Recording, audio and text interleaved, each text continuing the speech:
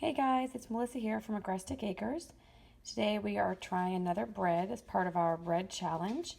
I'm going to try this Vermont Cheddar Bread, which is on page 106 here of this book, Artisan Bread in 5 Minutes a Day.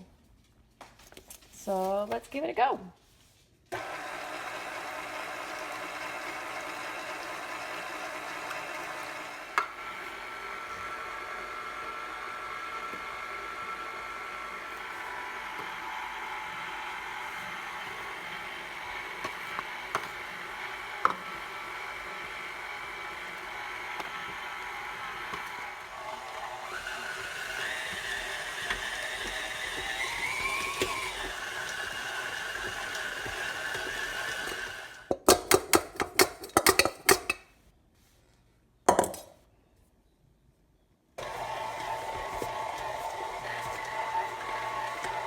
So this will rise for 2 hours and then we can turn it into our bread.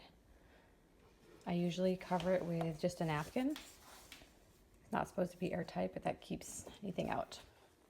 We'll be back in a few hours. All right, it's been 2 hours, and as you can see, the bread has risen nicely. It looks delicious.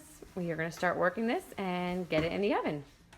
All right, so our dough rose for 40 minutes, and it rose quite nicely as you saw. So our next step is to get a 1 pound size, which is approximately the size of a grapefruit. This recipe makes 4 1 pound loaves, so about the size of a grapefruit. We're going to dust it with some flour and put it on the bottom of a cornmeal covered pizza peel. We do not have a pizza peel. I'm not sure exactly what that is, maybe a pizza stone, but we do have a pizza cookie sheet, so we're going to use that. And I put my dough on here. As you can see, that nice cheddar in there. We're going to let it rise for 40 minutes. In about 20 minutes, we are going to preheat our oven to 450 so we can start the heating process and we can save time that way.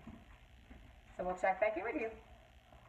Okay, so our oven is preheated, and as you can see, I have a cookie sheet in the bottom here. This recipe actually wants you to put a hot cookie sheet and then some water to steam while the bread cooks. Here's my bread. It rose quite nicely, as you can see, and then I put a little flour on top and put those little lines with a serrated bread knife. So it is going to cook for about 25 minutes. Hey guys, so I'm checking back in after baking our bread, and I was a little disappointed at first. I baked the first loaf for I put it in for 24 minutes. It was supposed to be 25, and after 14 minutes, it looked completely hard, and that was with the water on the tray in the bottom. So then I was like, I'm not giving up. So I baked the next loaf with no water for about the same amount of time, and it was completely done in only 14 minutes. So I was feeling like, it's a little bit drier than I would have liked. The kids said it tastes really good, but I just wasn't feeling like it was perfect. So I had more dough left, of course, and I baked the final loaf, which I think turned out perfectly. And this one was baked on the convection bake in my oven, which I sometimes forget to use. So I convection baked this for the normal amount of time. I think it was just maybe a few minutes less than the normal amount of time, and it came out perfect. It smells so good and so fresh, and it's just the right amount of crisp and cooked bread. So I'd say this recipe was a success. We're going to have this with our dinner, so we haven't fully dove into it yet.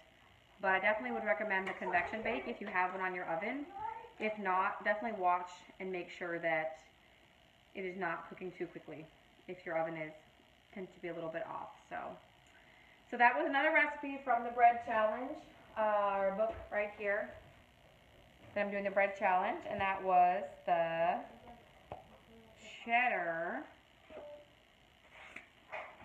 page 106, 107, the Vermont Cheddar Bread. The Vermont Cheddar Bread, which is really just the regular bread recipe with cheese and a little bit of sugar added. So pretty easy. I got this fancy bread. So thanks for checking in. We'll be back soon with more videos and update you on our chicks and everything else that's going on.